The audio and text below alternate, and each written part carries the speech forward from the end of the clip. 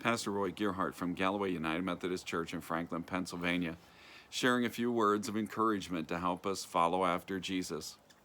This week, our main focus has been to make that connection really solid and clear between the way in which God flows into our life and the way that there is an outflow that goes forth from our life. 1 Thessalonians chapter 3, the Apostle Paul instructed the Thessalonians that they needed to have hearts that were overflowing with love for each other and for others, and that would in turn produce a holiness in their lives, because it's actually the outflow that in many ways creates the inflow, or at least brings it along.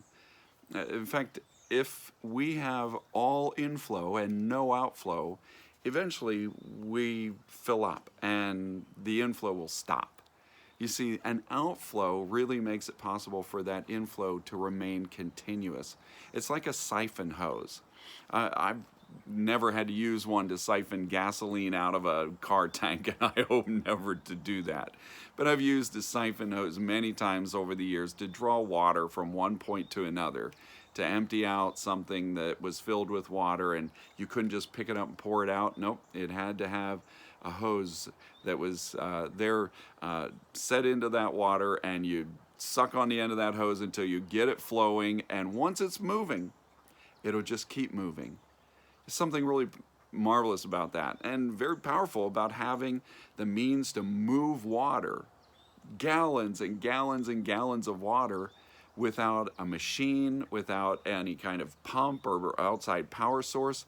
Just once you get it moving, it keeps moving. It keeps drawing it in. And that's the way that in our lives, that outflow of our lives really keeps drawing in more and more. And so that it's so vital for us to actually be pouring out. In our lives, there are different ways that may take shape, but some of the most wonderful ways are when I see people have an experience of God's grace in their life. And many times that comes in moments of hardship, of illness, of other kinds of adversities, and even in the saving work of God in bringing forgiveness to a sin-broken life, and then experiencing that transformation that Jesus brings. Once that's experienced, it becomes this means by which then we can overflow. And once that overflow starts, it just keeps pulling more and more of God's grace into our lives. I mean, that was the story of the Apostle Paul, when he, as a very, very devout religious person, met Jesus and discovered something that was so much richer and more full than his own ability to try to do the best he could to please God. And instead he found forgiveness and grace. He really turned around in his life. He went from persecuting the church to presenting Jesus everywhere, no matter what it cost, no matter what it took. And so that his heart really overflowed. And he kept saying to the Thessalonians, I want your heart to overflow like mine does for you. And he tried to exemplify to them the way in which they could live in a full and overflowing pattern of life.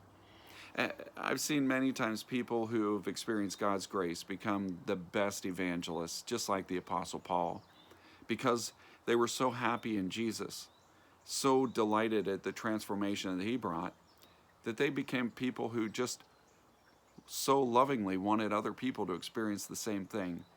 And very kindly, very generously, they would share that good news with others. I've known people who have been through battles with illness, who become the very best people at caring for others, who are also getting that news that they've got a disease, that they've only got limited time that they're going to live.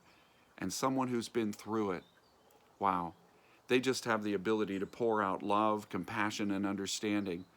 An alcoholic becomes the best sponsor for an other alcoholic once they've recovered, because in their experience of recovery and redemption, they have gained a power that when it pours out of them, well, it pours out life. And as they give forth in their lives with love and compassion, amazingly, they don't seem to lack. In fact, They seem to find even greater healing in their own lives as they give forth love and mercy to others, even greater redemption in showing others the way. This is the way that outflow becomes like a siphon that pulls in more and more of God's grace. And as it flows through us, we become the richer and the fuller the more we pour out. May God bless you today. And as you share this good news, may God make you a blessing wherever He takes you.